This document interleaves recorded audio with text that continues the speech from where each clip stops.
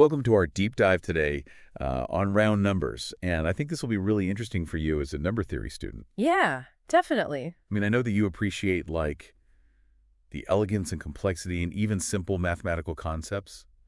And round numbers are a perfect example of that. Yeah. They pop up everywhere, Mm-hmm. from everyday life to advanced mathematical theorems. Yeah, absolutely. But have you ever really thought about like how their roundness changes depending on the context? It is fascinating, isn't it? Yeah. We often just use them so intuitively, but there's a surprising amount of depth, I think, to their definition and their implication. Yeah. Even just the basic definition of a round number as an integer ending in one or more zeros, Like on Wikipedia. Yeah, like we see on Wikipedia, Yeah. hints at this broader concept. Right, and that definition, is just in base 10. Exactly. But what about other bases, like binary or hexadecimal? Right. Do round numbers exist there too? Absolutely, and this is where things get really interesting for a number theory student. Okay. So take the number 1024. Okay. It doesn't seem particularly round in our familiar decimal system. Yeah. However, in binary, it's represented as 100,000,000,000. Wow. A perfectly round number. Okay. It's also round in octal and hexadecimal. Huh. So this just highlights how the concept of roundness is relative to the base we're using. So a number's roundness can change depending on what system we're using to look at it. Exactly. Wow, okay, so that's a great point. Yeah. I like that it challenges our base 10 bias a little bit. Mm-hmm. But is there a way to connect this idea to like a more universal definition of roundness? Yeah. One that transcends specific bases? Yeah, for sure. So instead of focusing on trailing zeros, mathematicians define a round number as an integer that's a product of many small factors relative to its neighbors. Okay. So if you take the example of 24, Okay. which factors as 2 times 2 times 2 times 3, it's considered rounder than its neighbors because it has more factors. So like smoother in a way, like it's got more pieces to it. Like a smoothness factor. Yeah. And this concept of smoothness actually has a formal name in number theory. Oh, really? It's called smooth numbers. Smooth numbers, okay. And they play a role in various fields like cryptography. Wow. But what's fascinating is that this mathematical definition of roundness also connects to our psychological perception of round numbers. Yeah, that's right. We tend to find them easier to remember, easier to work with. For sure. Whether it's for quick calculations or just, remembering important dates or whatever. Exactly. And so there's this clear link between the ease of processing a number, Right. which is influenced by its factorization, Yeah. and then our psychological bias towards round numbers. So we've got this fascinating interplay between like the mathematical structure, the representation across different bases, and then just our inherent psychological biases. Exactly. Wow. So it seems like there's a lot more to roundness than meets the eye. For sure. And we've only just scratched the surface. Okay. We'll delve deeper into the psychological and cultural significance of round numbers next time. Okay, great. We'll see how they impact our decisions, our perceptions, and even our sense of history. Welcome back to our deep dive into the world of round numbers. In part 1, we were talking about how a number's roundness can change depending on the base we're using, and that this mathematical property is linked to our psychological perception of numbers. And now I kind of want to explore how this round number bias, as it's called, plays out in real-world scenarios. Yeah, that's a great question. And this bias is more pervasive than you might think. It affects everything from our shopping habits to our perceptions of historical events, for example. Studies have shown that investors are more likely to buy stocks priced at round numbers. Oh, really? Yeah, even if there's no logical reason to prefer them over stocks with slightly less round prices. So a stock trading at like $50 might seem more appealing than one at like $49.83. Exactly. Even though the difference is negligible, Yeah. it seems counterintuitive, but our brains tend to associate round numbers with completeness stability, Yeah. even a sense of finality. And this can lead to irrational decision-making, especially in situations involving numbers. So like our intuitive sense of numbers, which is often based on ease of calculation or memorization, Right. can sometimes clash with a more rational, objective analysis. Exactly. As a number theory student, I'm curious about how this bias might affect areas like cryptography or game theory, where precise numerical calculations are really crucial. That's a fascinating area to consider. Imagine designing a cryptographic system Yeah. where the security depends on the roundness of certain numbers.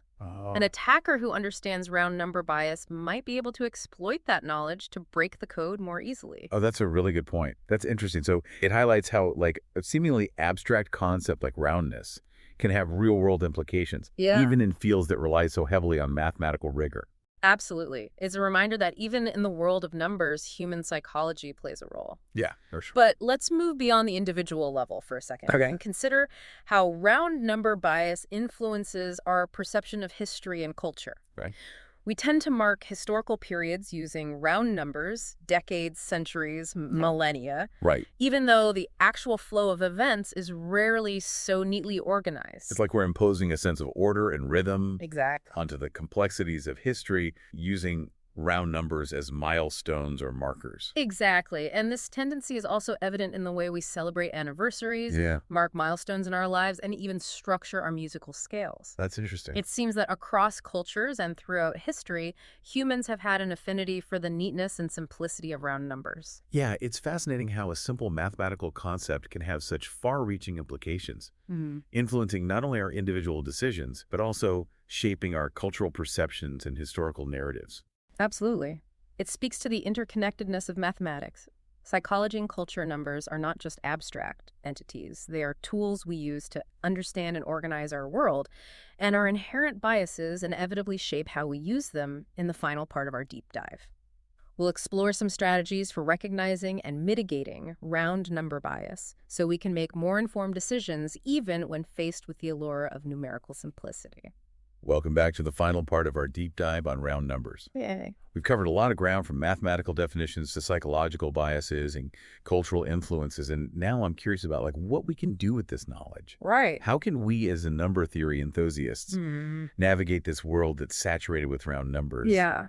without falling prey to their subtle influence? Yeah, that's the key question. Moving from awareness to action, recognizing that it exists is the first step. And once we understand how it works, we can develop strategies to mitigate its impact on our decisions. So what are some practical steps we can take? It feels like they're everywhere. Prices, statistics, even the way we measure time. Right. How can we avoid their subconscious pull? Well, one really effective strategy is to develop a habit of mindful questioning. Okay. So whenever you encounter a round number, especially in a decision-making context, pause for a moment and ask yourself, is this number influencing my judgment more than it should? So if I'm considering buying a car and it's priced at, $29,999, Right. I should take a step back and consider whether I'm overvaluing it compared to a similar car priced at $29,750 or something. Exactly. That's a great example. By consciously acknowledging the potential for bias, you create space for a more rational evaluation. Yeah. You can also try deconstructing the round number, break it down into smaller units. Okay. Instead of focusing on a $60,000 salary, think of it as $5,000 a month or $1,153 lost per week. Yeah, that's a good point. That's interesting. By shifting the frame of reference, you can kind of strip away some of that round number's psychological power. Exactly. Yeah. Another helpful technique is to seek out alternative perspectives. Right. Don't let a round number anchor your thinking. If you're negotiating a price, research comparable items or services to get a broader understanding of the market value. So it's about doing our homework and gathering data points that go beyond that initial round number that's presented to us. Exactly. By actively seeking out multiple perspectives and data points, we can make more informed decisions that aren't swayed by the allure of roundness. This deep dive has been so insightful. Good. We've explored the mathematical underpinnings of round numbers, their psychological effects, and their cultural significance. But most importantly, I think we learned how to recognize and mitigate the bias that they can create. Right. As a number theory student, I'm fascinated by how a concept that seems so simple on the surface can have such far-reaching implications. It's a testament to the interconnectedness of mathematics and human experience. Numbers aren't just abstract symbols. They're tools we use to understand and navigate the world. Yeah. And our inherent biases shape how we perceive and use them. Before we wrap up, I want to leave our listeners with one final thought. While round numbers can sometimes lead to biased decision-making, they can also be powerful tools for motivation and goal setting. Oh, that's interesting. Imagine the power of setting a round number target, like running a marathon in under 4 hours. Right. Or reaching a savings goal of $10,000. Yeah. Those round numbers can act as psychological milestones pushing us to achieve our goals. That's a great point.